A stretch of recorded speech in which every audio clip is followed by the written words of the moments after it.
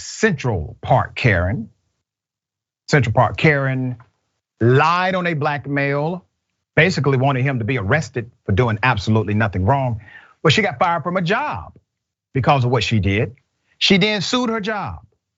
Well, the court has just ruled her lawsuit is a big nothing burger. Let me remind you of the original incident that made her famous. Here it is.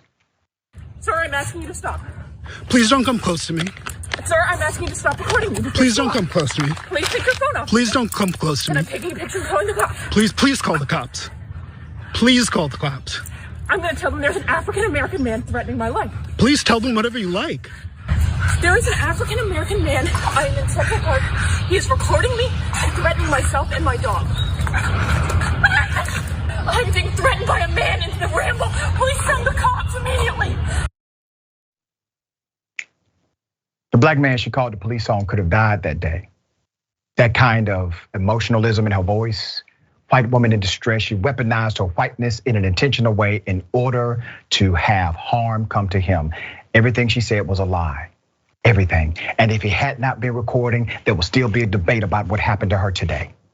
Put up a picture, she now has another L on her record. Amy Cooper, the white woman dubbed Central Park Karen, after accusing a black bird watcher of threatening her in 2020, lost a lawsuit against her former employer, claiming she was illegally fired and portrayed as a racist. In May 2020, Cooper went viral after the video showing her yelling at the bird watcher, Christian Cooper, and calling the police to claim an African-American man was threatening her life. I always found it very ironic that they share the same last name, same spelling. Isn't that something? Just a point. Franklin Templeton, okay? A holding company fired Amy Cooper the day after the Central Park altercation, saying in a statement that it does not tolerate racism of any kind, the suit states. Now, that's a company that really doesn't. They did not wait. They fired her before the police got involved, okay? They let her go quickly. They said, we don't tolerate it, and they meant it. She was gone. No due process, good, not required. The company is not the government. They can just fire if they choose to, and they did. After Cooper was fired, she sued the employer, accusing the company of axing her without an investigation. And she claimed in the lawsuit they discriminated against her. Now, I gotta say this, her Karenicity knows no limits here.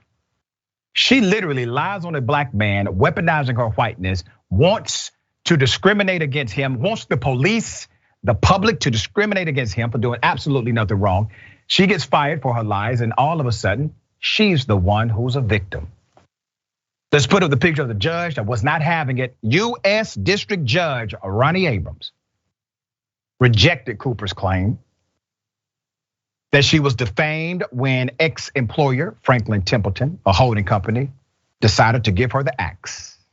Cooper claimed that Franklin Templeton and its chief executive, Jenny Johnson, perpetrated her image as a privileged white female Karen by making public statements about firing her after conducting an investigation into the incident.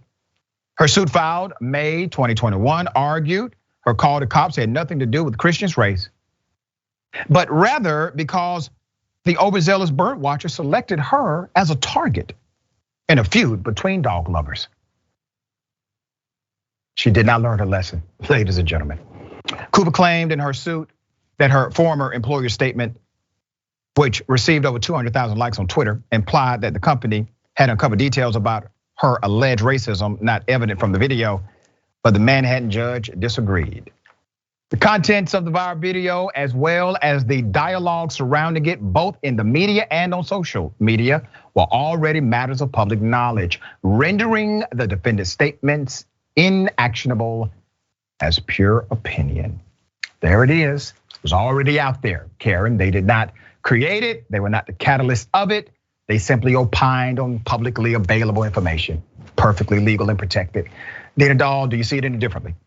No, I agree. So, in order to be liable for defamation, you have to make an inaccurate statement of fact. Yeah. And basically their statement saying that this perceived racism is why they were firing her. The judge found that that wasn't a factual statement, that the video was out there, the comments that they had all made were out there. And they were really, the company was just stating their opinion about the facts that were out there. And you cannot be liable for your opinion. Incidentally, that's why Tucker Carlson's show tends to be protected, because his is an opinion show and not a news show. That's a little bit of an aside.